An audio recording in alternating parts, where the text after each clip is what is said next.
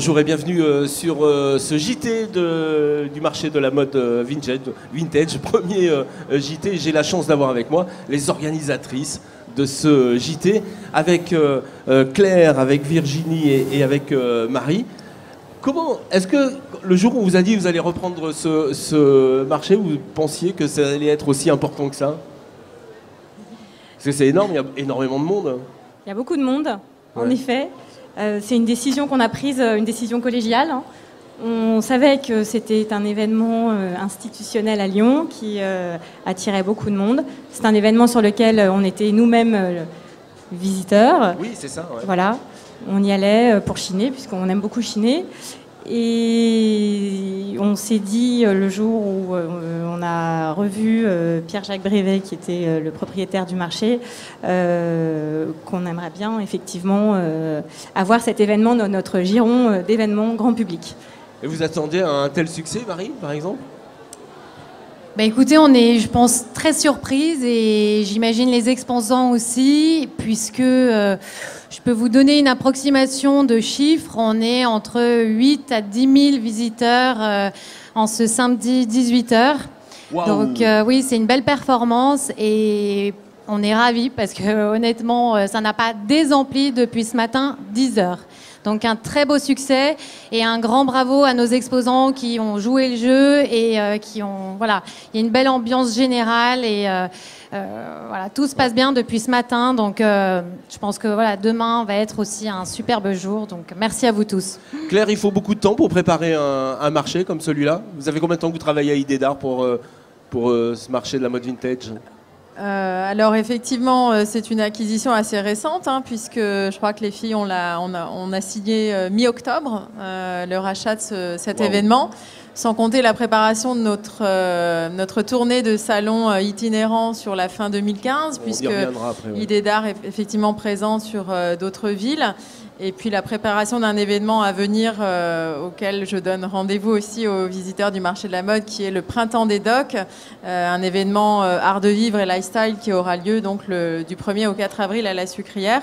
Donc effectivement, cette nouveauté, il a fallu la préparer depuis octobre, et pour cela, eh bien, on a étoffé l'équipe tout simplement. Hein.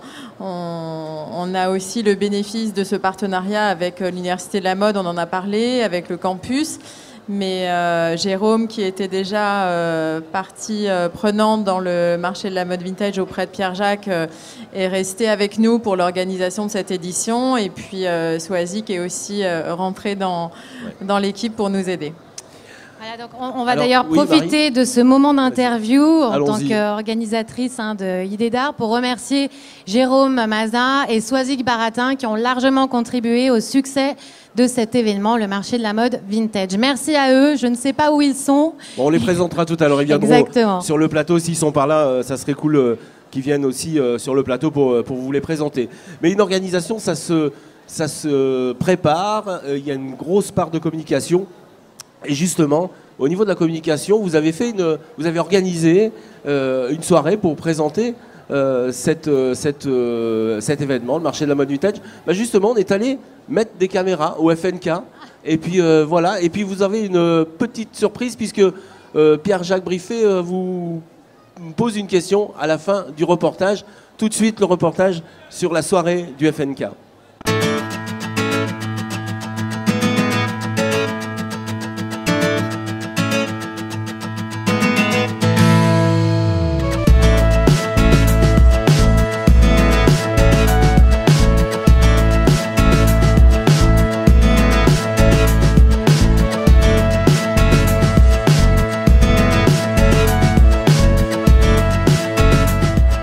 Nous sommes ici pour l'événement du lancement du marché de la mode vintage qui aura lieu ce week-end, dont l'école Sup de Mode est partenaire de cet événement, puisque nos étudiants de l'école participent à cet événement, donc viennent en aide à cet événement auprès des organisatrices sur ce week-end.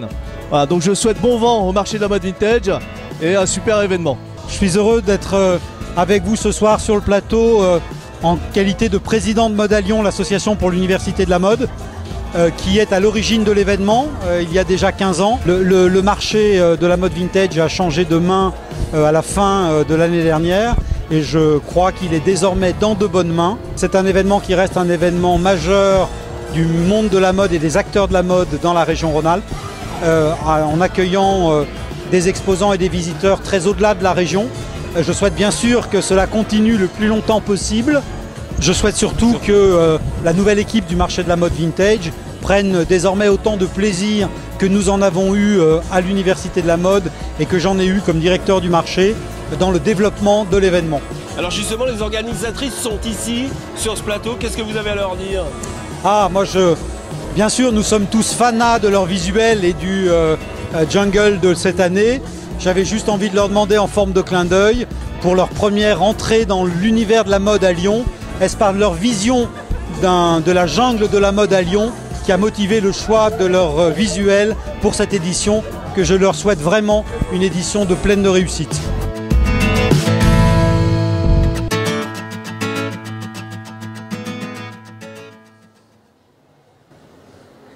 Voilà, de retour sur le plateau. Alors Claire, une petite réaction? Bien sûr, sur le choix de la thématique, évidemment, on est accompagné par une agence de communication sur cette édition 2016 qui avait déjà accompagné Pierre-Jacques depuis quelques années autour du marché, qui s'appelle l'agence de communication Bourboule, qui est représentée par Pierrick et Tanguy qui sont parmi nous et on les recevra tout à l'heure, qui nous accompagnent aussi. Et en fait, quand ils nous ont présenté cette thématique et qui nous ont aussi expliqué la stratégie qu'ils avaient mis en place sur le marché, l'idée c'est qu'effectivement chaque année une thématique soit le fil conducteur de l'événement, et je pense que l'on retrouve effectivement au travers de la décoration des stands, du dress code, puisque beaucoup d'entre vous ont joué le jeu aussi bien sur le côté vestimentaire, nous-mêmes d'ailleurs, green, jungle, etc. Et cette thématique, elle est importante pour effectivement animer cet événement qui est festif, musical, et avoir ce fil rouge, même s'il est vert cette année. Il est vert cette année. C'est important. Donc quand ils nous ont présenté en juillet dernier cette thématique, on a tout de suite adoré, puisque nous-mêmes, nous sommes effectivement très attentives à la mode, à ce qui se passe en termes de déco. On est des accros des salons parisiens en termes de décoration, etc. Et cette tendance, on l'avait effectivement aussi senti venir, et je crois qu'elle se confirme là dans tous les magazines, le Elle Spécial Mode, le Figaro Spécial Mode, etc. Et la déco aussi, puisque dans la tapisserie murale, dans les motifs jungle, le côté tribal, bohème chic, etc., qu'on retrouve dans toutes les tendances de mode 2016, on est en plein dedans. Et oui, vous êtes en plein dedans. Donc ça c'est vraiment le lien entre le vintage, ne pas avoir cette attitude passéiste non plus, mais de relier le vintage à l'ère du temps. Je pense que c'est très important, et on est bien accompagné par l'agence Bourboule sur ce choix-là. Marie, peut-être une réaction sur le reportage, sur l'Urban Jingle? Non, bon. Très bien, on va continuer, c'est pas grave, vous êtes là encore pour un petit moment. Si, oui. Moi je voulais juste rajouter, on est effectivement, on a tout adhéré quand l'agence Bourboule nous a présenté cette identité visuelle pour 2016, et ce qu'on apprécie particulièrement, c'est effectivement cette charte colorée avec un triptyque à chaque fois, qui raconte vraiment une histoire. Donc, parce que pour le marketing, c'est important, pour la communication, c'est important d'avoir cette identité. Très important. Ouais, c'est ce qui marque les esprits, dans la presse, en affichage. Voilà. Alors justement, on est allé faire un petit tour dans ces allées du marché de la mode vintage, et puis on est allé voir cet univers Urban Jungle. Je vous propose tout de suite de regarder ce qu'on a filmé cet après-midi.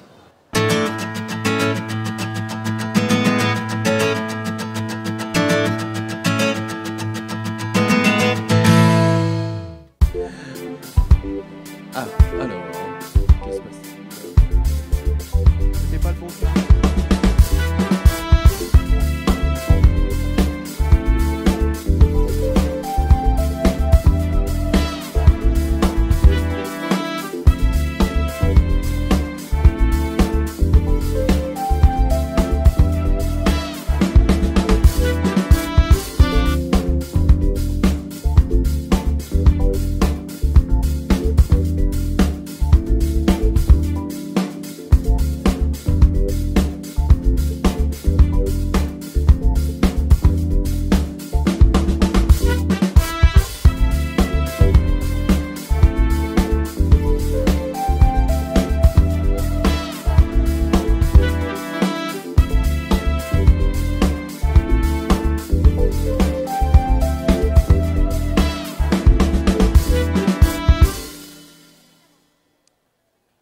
Voilà, on est à l'antenne. Merci Charlie. Justement, en vous promenant comme ça, est-ce que vous avez eu le temps de voir des petites choses qui vous ont marqué sur les stands? Claire, vous avez vu des trucs un peu... Alors malheureusement, le temps m'a manqué quand même un peu aujourd'hui pour faire du repérage. Mais oui, forcément, j'ai des coups de cœur. J'ai des coups de cœur pour... quelques exposants dans l'univers de la décoration. Ouais. On est d'ailleurs ravis d'accueillir des boutiques phares du vintage lyonnais, comme la Galerie du Désordre en termes de décoration. On a aussi Marie-Antoinette. Voilà, tous ces gens-là dans l'univers de la déco et de la mode aussi, avec Epic Époque qui est là. Voilà, tous ces gens-là, de toute façon, je sais que je vais pouvoir aller les retrouver sur la place lyonnaise. Donc ça va, je perds pas trop mon temps. Alors, vous êtes les organisatrices, vous êtes Idédar. Idédar, c'est pas que le marché de la mode vintage. Qu'est-ce que vous nous préparez pour les semaines à venir? Eh bien, donc, le printemps des docks qui aura lieu du 1er au 4 avril à la Sucrière, qui est le rendez-vous art de vivre et déco. Et on vous attend tous parce que c'est vraiment une autre ambiance. C'est dans un lieu magnifique qu'est la Sucrière, en plein bord de Saône. Et vraiment, on a sélectionné pour vous des marques qui viennent de la France entière et qui représentent l'univers de la déco, mais aussi de la mode, de l'art de vivre, en passant par un marché au vin. Donc c'est vraiment totalement une autre ambiance. Donc on vous attend tous là-bas, nombreux. C'est un peu un Pinterest vivant. Oui. Très lifestyle. Voilà. On peut acquérir les places ici? On peut acheter des passes ou c'est déjà prêt ou pas? Alors vous pouvez les acheter en ligne dès à présent sur le site leprintemps-des-docks.com. Voilà, il y a une billetterie en ligne et vous aurez votre billet à l'avance, un billet coupe-fil, donc n'hésitez pas. À tarif réduit en plus. Merci les filles, merci Idédar. Oui, on voulait rajouter, allez-y Marie. Un dernier petit mot. C'est possible. Voilà, merci. Juste pour remercier l'ensemble de notre staff du marché de la mode vintage qui fait un travail fabuleux et un grand bravo à vous tous, les t-shirts verts, parce que c'est grâce à vous aussi que ce marché réussit aujourd'hui aussi bien. Voilà, et un grand merci à toute l'équipe, à la régie. Alors, Swazik, Jérôme, s'ils peuvent venir sur le plateau, Jérôme et Swazik, on vous attend également. Tout de suite. Vite, hein. Allez, on se dépêche, Swazik. Pour compléter notre équipe du marché de la mode vintage, venez sur le plateau. On est donc en direct dans le JT et on va accueillir tous ceux qui fabriquent ce marché de la mode vintage avec Jérôme et Swazik qui va compléter l'équipe d'Idédar. Voilà, ils arrivent. Également un merci aussi à Pierre-Jacques Brivet qui nous a apporté beaucoup de conseils dans cette passation. Un grand merci à lui. Qui nous a fait confiance. Exactement. Voilà, ça y est, ils sont là. Un petit mot, Swazik, alors, pas trop fatigué? Non, ça va. Voilà, au taquet. On espère que tout va bien pour tout le monde et on est ravis de tous vous accueillir. Et donc, dans très bientôt, vous aurez donc les Pony Run Run donc, sur la scène animation. Jérôme, un petit mot peut-être? Allez, mot de la fin. Oui, bonsoir à tous. Un grand merci à tous nos visiteurs, à tous nos exposants, comme l'a dit Marie, à tous nos bénévoles et à toute l'équipe. Et oui, vraiment remercier tous nos exposants ici, venus nombreux sur cette 16e édition. C'est ça, 16e. De nombreux nouveaux exposants, quelques exposants européens. Donc une belle édition. Une belle édition. Oui, merci à tous et bonne soirée. Merci. Alors vous savez qu'il se passe toujours quelque chose sur cette scène, ici sur le marché de la mode vintage. Il y a eu le défilé de l'éducation nationale. Eh bien je vous propose de revenir en image sur ce défilé et on accueillera notre prochain invité, Tanguy Bugan. Merci les filles. Tout de suite, le défilé de l'éducation nationale.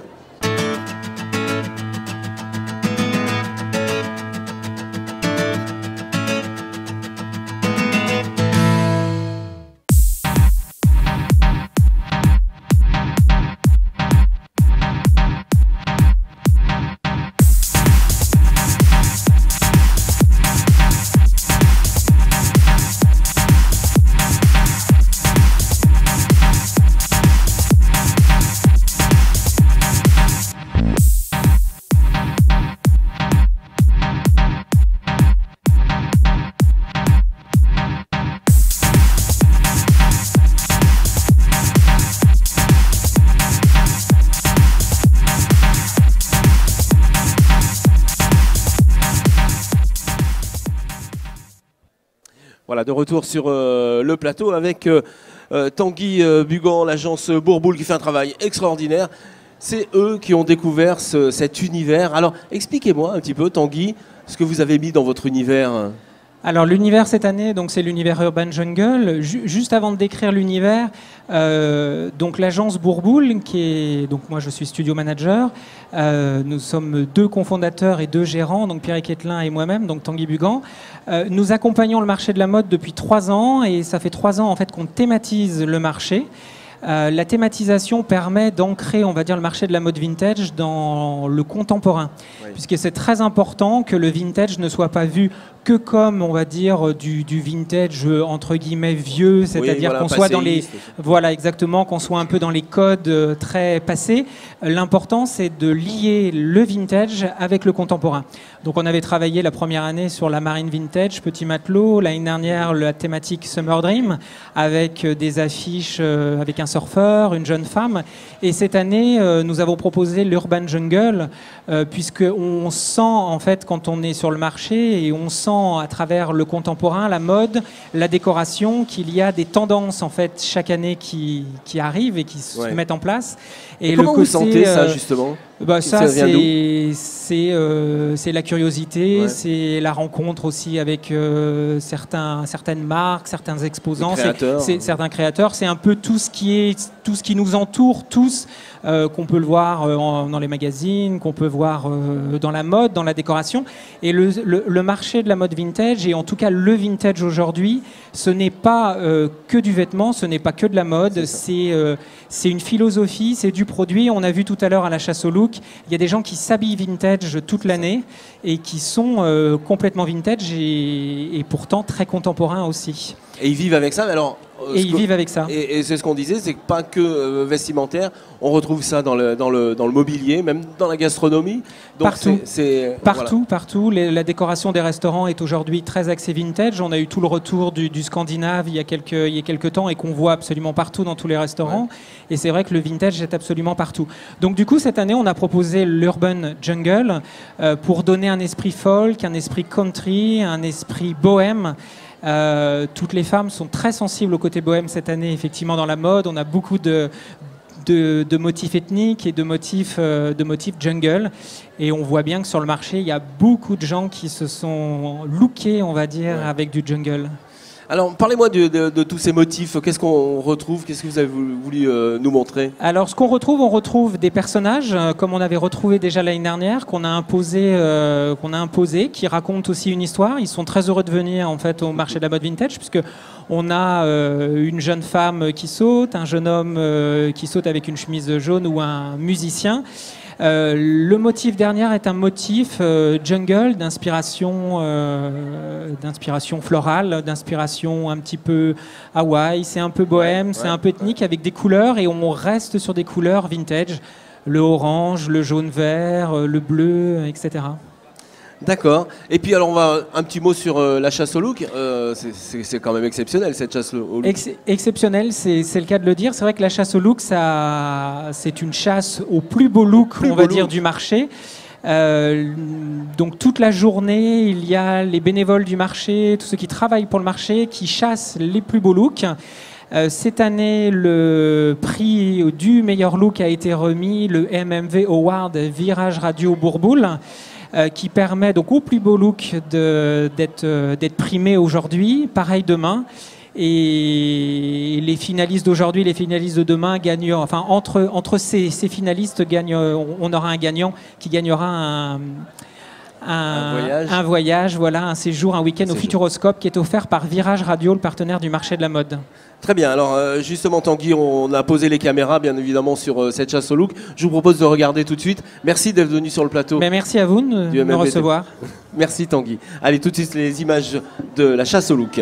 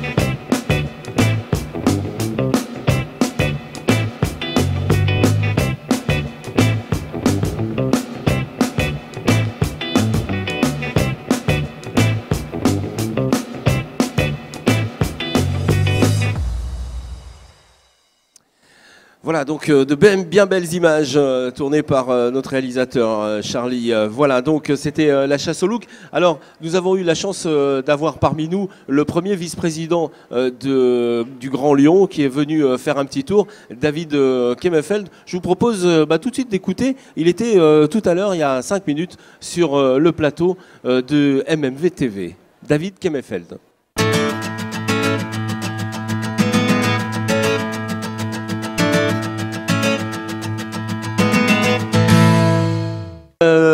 Monsieur Kemmerfeld, le vintage est devenu quand même une grande économie. On voit que les industriels partent dans cette mouvance, hein, que ce soit l'automobile, que ce soit l'alimentaire.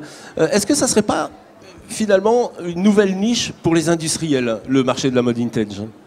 D'abord, bonjour à toutes et à tous. Merci de votre invitation. Je ne sais pas si c'est une nouvelle niche pour les industriels. Le paradoxe de tout ça, c'est que finalement, le vintage, c'est quelque part aussi pour se distinguer du mass market, de la grande distribution. Et c'est vrai qu'on constate, quand on observe aujourd'hui dans la grande distribution, on retrouve effectivement introduit discrètement, tout doucement, le vintage. Donc c'est que sans doute les uns et les autres ont trouvé et vont trouver un intérêt économique. Mais je crois qu'au-delà de l'intérêt économique, je crois que ce qui est intéressant dans ce phénomène, et en particulier dans cet événement, c'est que c'est un événement qui contribue à l'attractivité de notre territoire et qui montre que cette ville qui se veut attractive, qui est attractive, qui se veut attractive aussi à travers la mode, mais aussi à travers le design, eh bien, ma foi, ce salon vintage est une manière aussi de décliner cette attractivité, de décliner cette forte identité que nous souhaitons avoir autour de la mode et autour du design. Et puis ça décoincerait pas un petit peu les Lyonnais, justement, par rapport aux Parisiens, d'accueillir ce marché? Si, je crois que, je ne sais pas si les Lyonnais, il y a longtemps que les Lyonnaises, les Lyonnais se sont décoincés, mais tout ce qui peut renforcer l'image et de montrer qu'à Lyon, on a une originalité et qu'on a une manière de vivre la ville quelquefois décalée. Et ma foi, ça contribue aussi à cette belle attractivité. Et je crois qu'aujourd'hui, si l'on en croit les différents classements d'attractivité, Lyon apparaît comme une ville très agréable et une ville décoincée, y compris par rapport à Paris. Bien joué. C'est important, il y a 20 000 personnes qui passent ici quand même à Villeurbanne et au Double Mix. C'est important aussi pour le Grand Lyon d'attirer autant de monde. Ah oui, c'est extrêmement important, d'autant plus que les organisatrices m'ont fait un petit message hier en me disant catastrophe, le périphérique est fermé et donc on n'aura personne. Et quand je suis arrivé, j'ai dit heureusement que le périphérique est fermé, parce que sinon je ne sais pas comment vous auriez géré les entrées ici. C'est un formidable succès et bien évidemment l'ambition, je crois, c'est de grandir encore. Et moi je voudrais d'abord saluer le dynamisme de l'équipe qui a repris ce salon et qui est en train de le développer d'une manière très forte. Et bien évidemment, tout ce qui peut contribuer à faire venir ici à Lyon et à travers cette image du vintage, c'est une façon aussi d'attirer des gens extérieurs à Lyon et de leur faire connaître la ville de Lyon, la métropole. Bien évidemment, c'est extrêmement positif.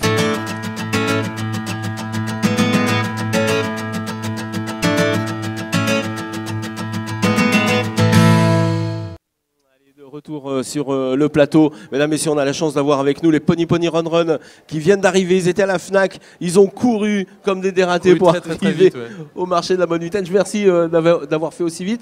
Alors ça y est, l'album est sorti il y a quelques jours. Il est sorti la semaine dernière, vendredi dernier exactement. Et voilà, donc on est assez content d'offrir un peu la possibilité aux gens d'écouter quelque chose qu'on a travaillé pendant 2 ans. On a pris le temps quand même. Toi, on court, 2 ans, quoi, c'est vrai. On court vite, mais pas tant que ça. Quoi. On est plutôt des poneys fatigués. En plus, on avait hâte d'écouter parce qu'on était en attente. Mais nous, on avait hâte de vous le présenter surtout. Donc là, c'est le début de quelque chose. Et non, on est assez heureux quoi, et content de revenir surtout.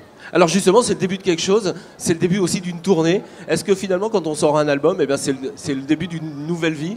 Peut-être. C'est le début de la vie de l'album, ouais. En fait, à chaque fois, c'est des choses qu'on ne maîtrise pas. Donc, un album, il a vraiment sa vie propre. Et c'est sûr que la tournée, c'est un des moments forts, finalement, de l'album, quoi. C'est le seul moment où on incarne la musique. Et là, on est reparti. Donc, on a la première date qui commence le 22 avril, mais la dernière date, on ne sait pas. C'est peut-être dans 1 an, dans 2 ans. C'est vrai. Vous allez faire tous les festivals français surtout, je pense qu'on va essayer d'aller un peu plus encore à l'étranger. On a eu l'occasion de vraiment beaucoup voyager les années précédentes. Et là, je pense qu'on va essayer d'aller encore plus loin. Voilà. Il y aura de la France, évidemment. On commence par la France. Qu'est-ce que vous allez nous apporter de nouveau dans cet album par rapport à l'autre ? Je pense que c'est un peu... ça reste Pony Pony Run Run, mais il y a peut-être plus de variété en fait, beaucoup plus de sonorités qui viennent de différents endroits, des rythmes différents, des ambiances différentes, mais ça reste quand même un album assez homogène, quoi. Mais on s'est vraiment fait plaisir, on s'est mis aucune barrière, on s'est pas dit de faire quelque chose dans un genre. Enfin, on voulait pas faire un album de genre, mais plutôt un album libre, et on a pris le temps de le faire, donc on était vraiment libre. Et ça fait 2 ans que vous nourrissez pour créer cet album? Ça fait pas 2 ans qu'on bosse sur cet album. Disons qu'en fait, on a fait une petite pause pour pouvoir se retrouver chacun un peu, tu vois, revivre des choses histoire d'avoir d'autres choses à dire. Et donc, magasiner des choses. Hein, exactement. On a pris le temps entre frangins et puis on a fait un album vraiment très très positif qu'on a hâte de défendre sur scène. Eh ben nous, on a hâte de l'écouter, on a hâte de vous entendre tout à l'heure ici sur cette scène du marché de la mode vintage. Merci d'avoir pris un petit peu de temps et on va vous retrouver tout de suite. Quand vous voulez, un plaisir. Je crois que vous dédicacez un petit peu de... C'est prévu, je crois. On fait que ça, regarde. D'accord. Avec des micros. Merci les Pony Run Run d'être venus sur ce plateau. C'est la fin du JT. On va finir ce JT justement tout en images. On a posé les caméras. C'était ce matin pour vous montrer un petit peu l'ambiance du matin. Voilà. Merci, bye bye, à la prochaine fois.